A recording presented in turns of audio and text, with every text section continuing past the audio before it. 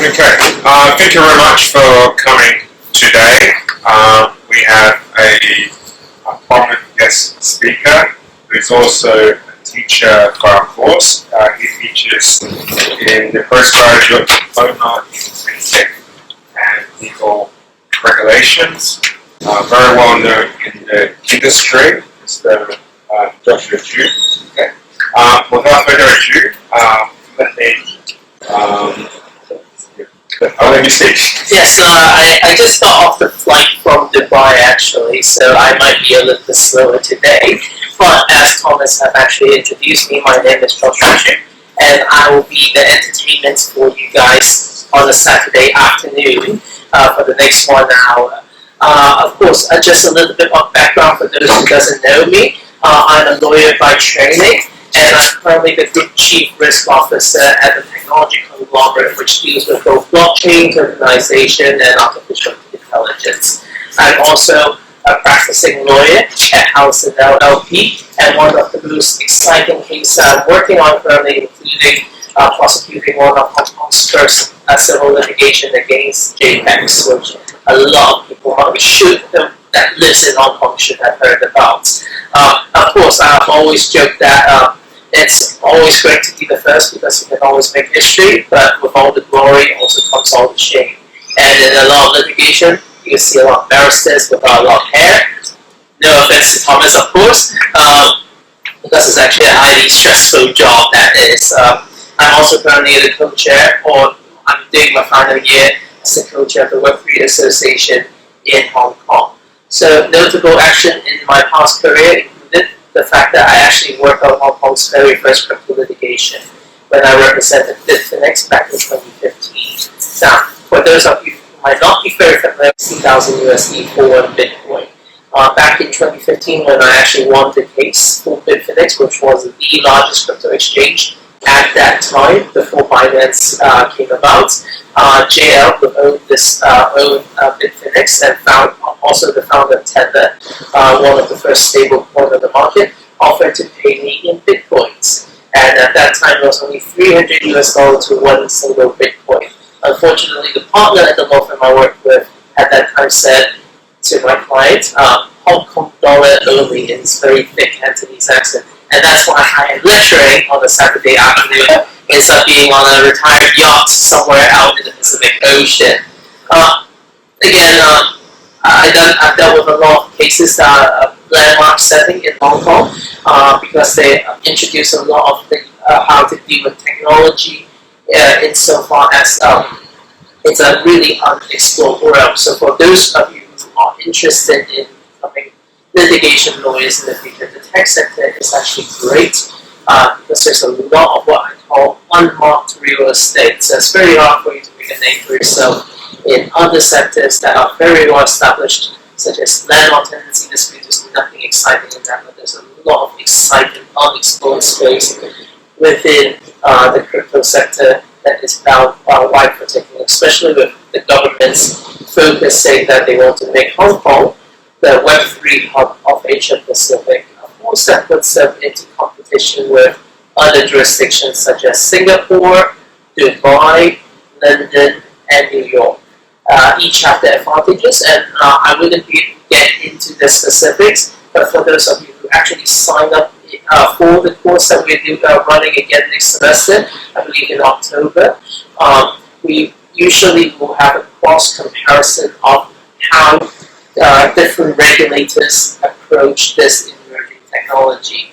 And that is why a lot of times it gives a lot more flavor into explaining why certain companies might find it more advantage to be starting from Dubai, US, or other jurisdictions depending on the specific market that they want. And it's really interesting because you see that laws are quite different in terms of advocacy. Just off the head, I can tell you, which I will cover later today, is the regulators' attitude. In the US, for example, it's always disclosure based. You do the proper disclosure, that's the safest way to go about running a business. In Hong Kong, it's actually permission based. So every single thing that you want to add, every single new product that you want to launch before you get it to the market requires regulatory approval or approval process, depending if you're licensed entity or listed entity, of course.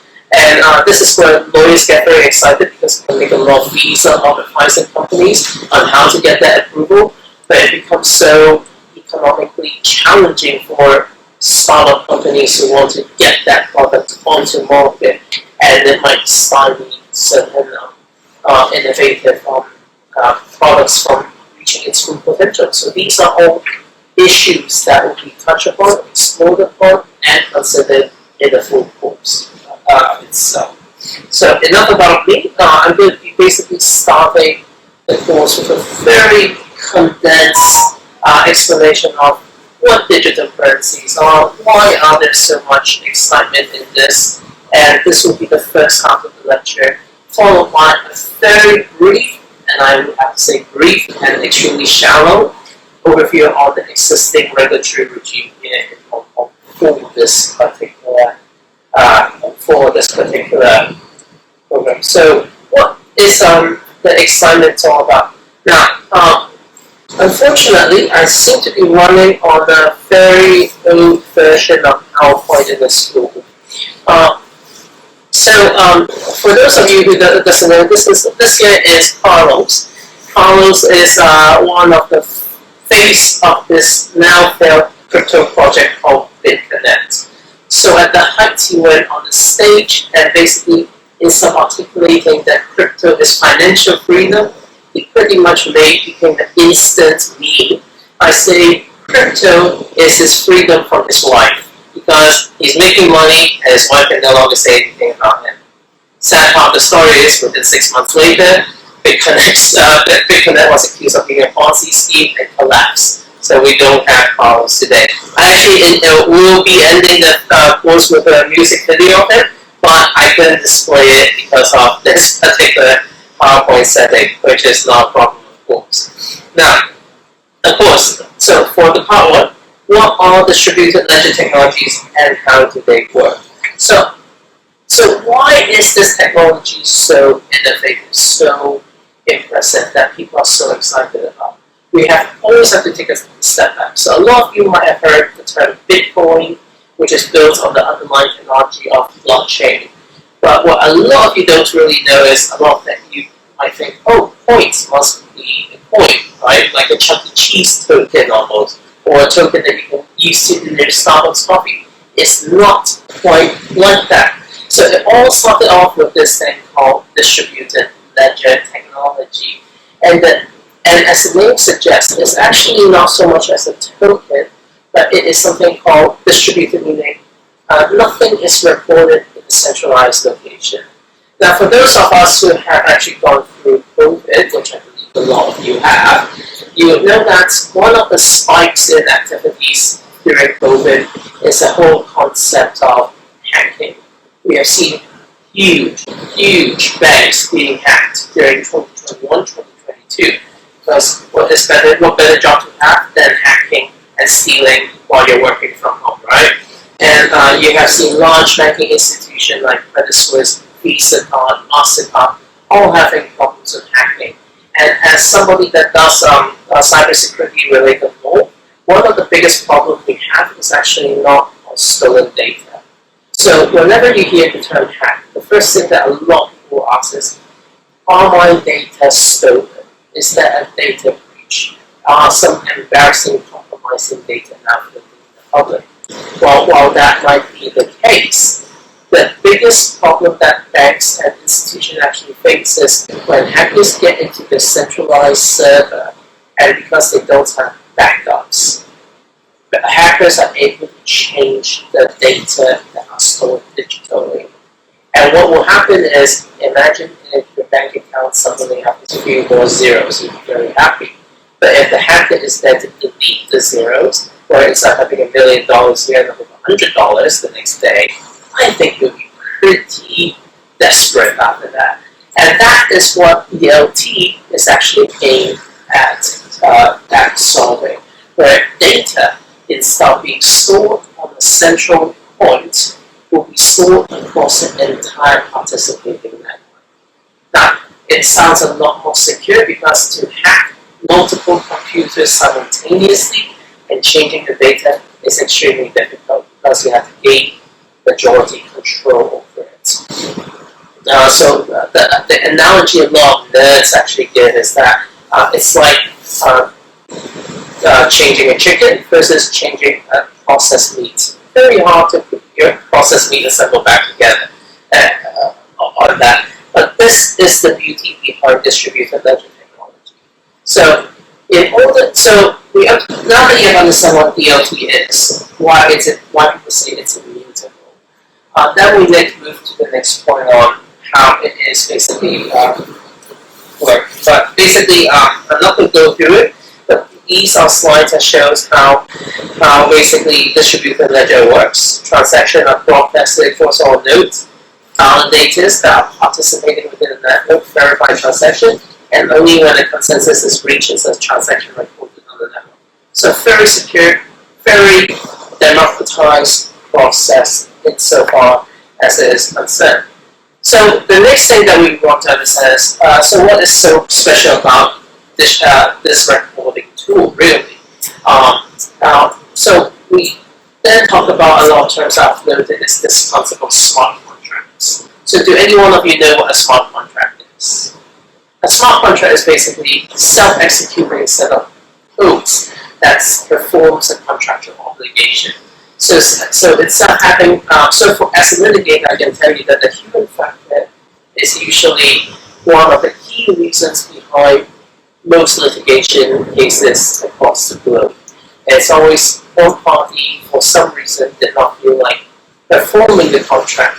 Buyer's remorse, for example, and that is why people have the dispute.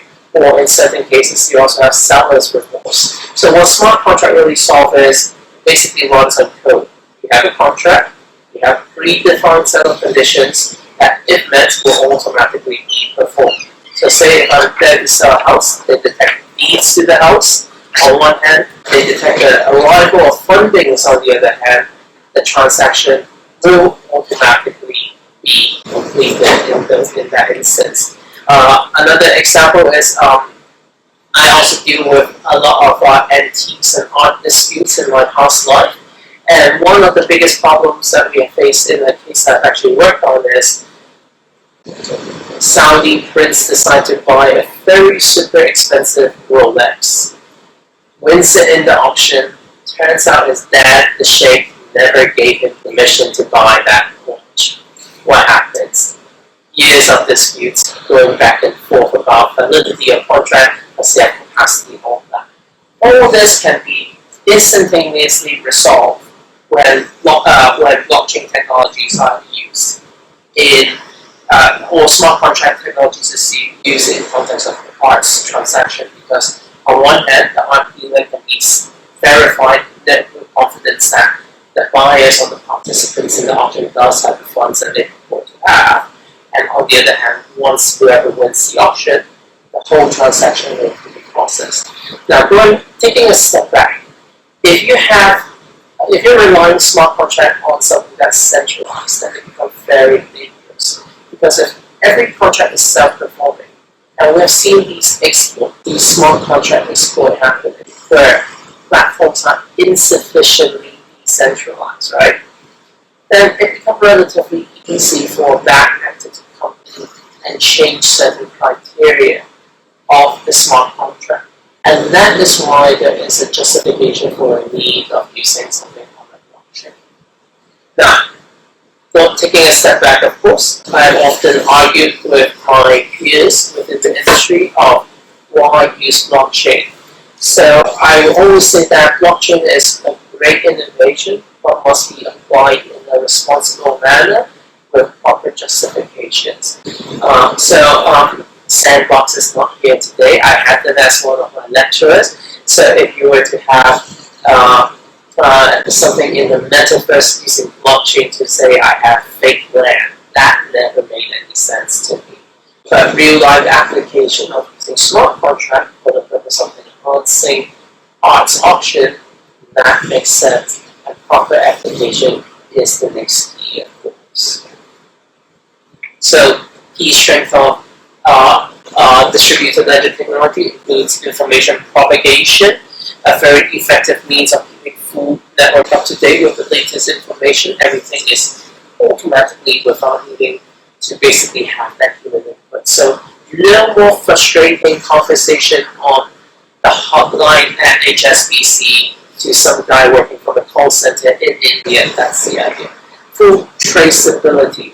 So I do a lot with asset tracing on the blockchain, and you'd be surprised that it's actually far more easier to launder money if it's on fiat currency and in cash than on crypto. Because what happens in crypto is every single transaction on chain is recorded on the blockchain. And a lot of buyers don't realize this, but it's actually in the law, which I'll talk about later. You have a duty to know your blockchain, meaning you need to know the funds that you're receiving is actually not tainted. So what happens in traditional fiat currency crime is you steal the money, you take it into cash, you transfer it to multiple accounts, you make it very difficult to trace.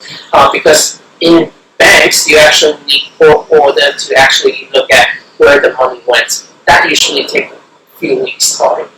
Police might be able to do it faster, of course.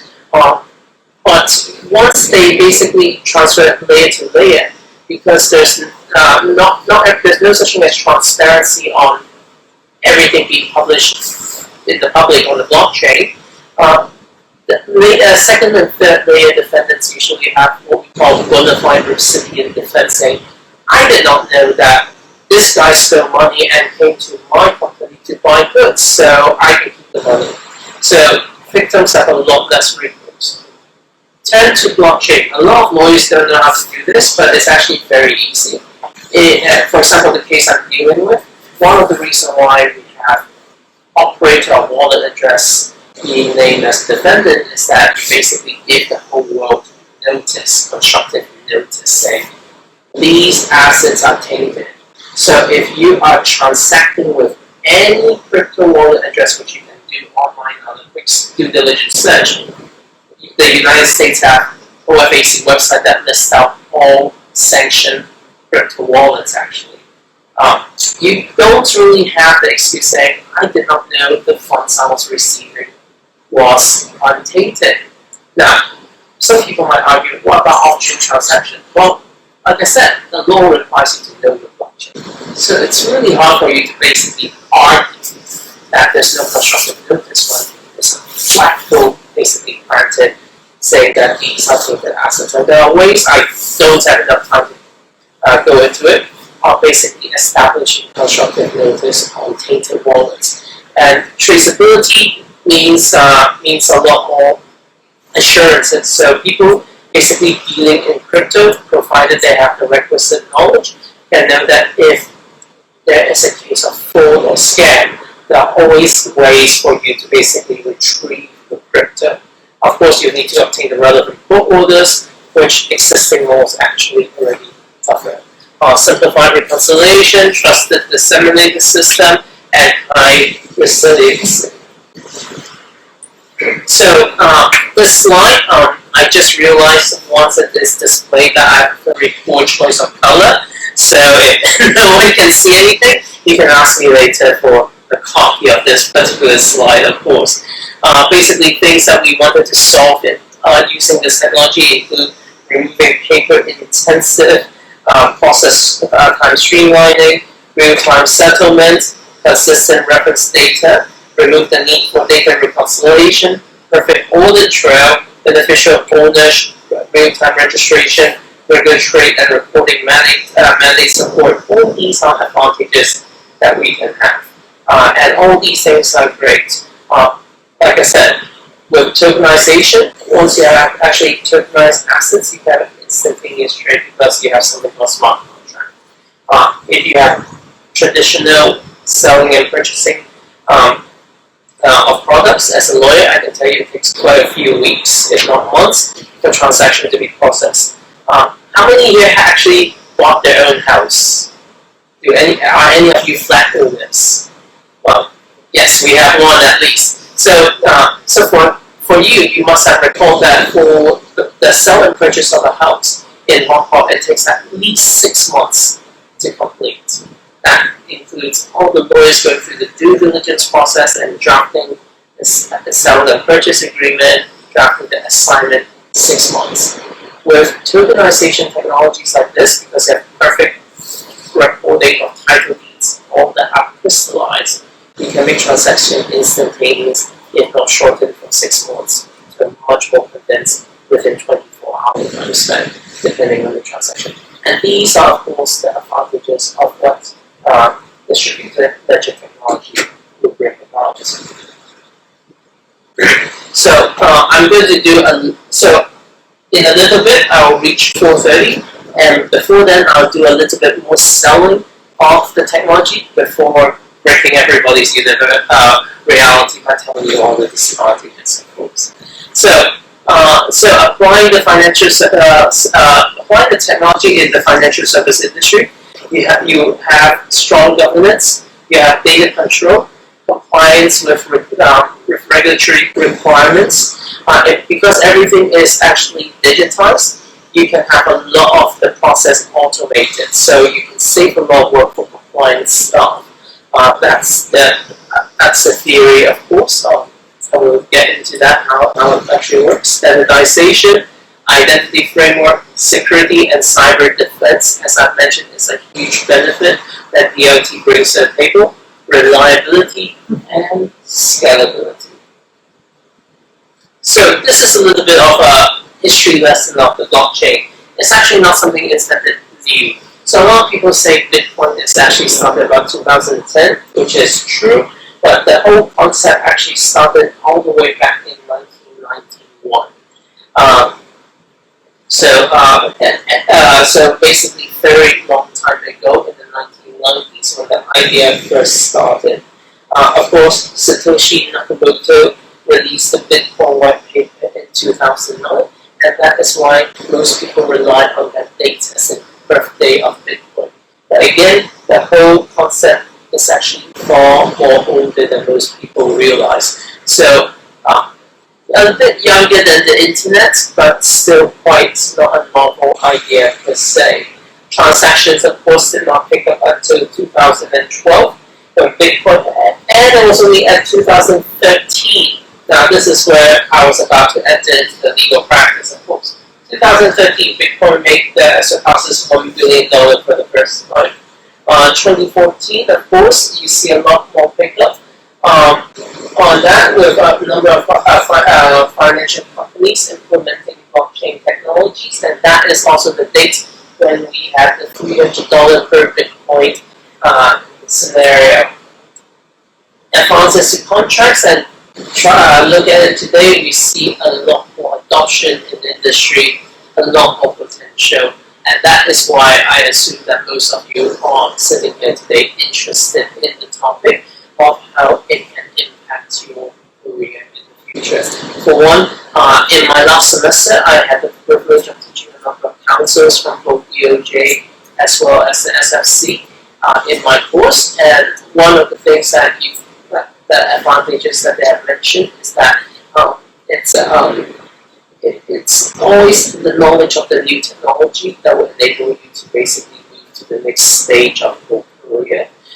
We have business owners also coming in saying how this technology be applied because they want to be moving, following the trend. A lot of companies made a lot of money pre-COVID by moving online and reap the rewards, and a lot of people say blockchain is the next thing. Of course, blockchain is only one of many technologies within what we call the Web3 ecosystem, which is another story for another time.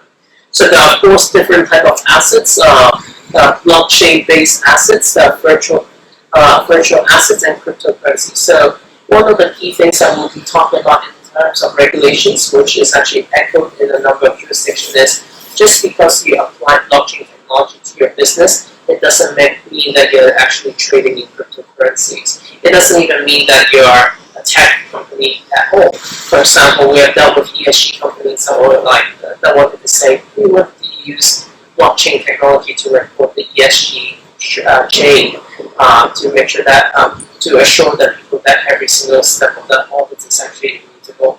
and accurate, and it doesn't mean that they're trading in tokens at all. So these are things that you want to keep in mind. Of course, as I mentioned, blockchain is a great technology, but since I've hit 4:30, I'm going to flip the switch. Now, one of the biggest problems with blockchain is it's great for storing data. So you will recall that in the protest, a lot of people actually uploaded a lot of materials that might not be considered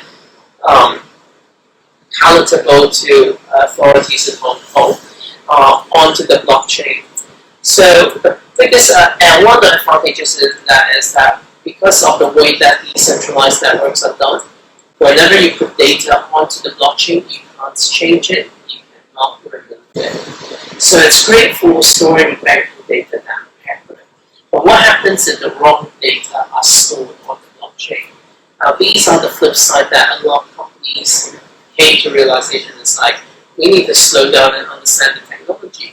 For example, if I'm a publishing company, and I ran a story about Johnny Depp, which is now, after recent rulings, of course, is considered defamatory, it will be really bad if you can't have a delete button on stored data.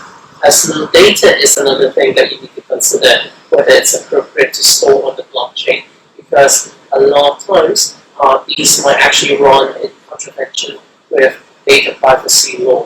Of course, these are all minor modules that we usually will cover in the full course itself.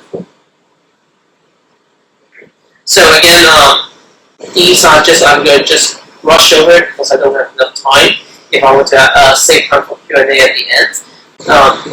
Most people that know about distributed ledger technology would know about blockchain, but not vice versa. And most people actually came to know about blockchain because of the term Bitcoin. So Bitcoin is basically just cryptocurrency. It's built on the blockchain. It's by far the most famous because of the fact that it's the most historic. Most people, however, have issues identifying what is the real value in Bitcoin because nothing is basically backing it. So if you recall, early on in the lecture I said blockchain technology is actually distributed ledger technology, and the whole concept of Bitcoin is actually on this idea of validating transaction. So this in itself doesn't have value. The receipts that Visa prints out for you having paid a certain sum of money doesn't have value. So that is why that a lot of people say Bitcoin might still go to zero, because if all you're relying on is market demand and not on a fair value assessment, then you're working on shaky grounds. Now, counterpoint arguments that we receive a lot of times is saying, oh, but Bitcoin is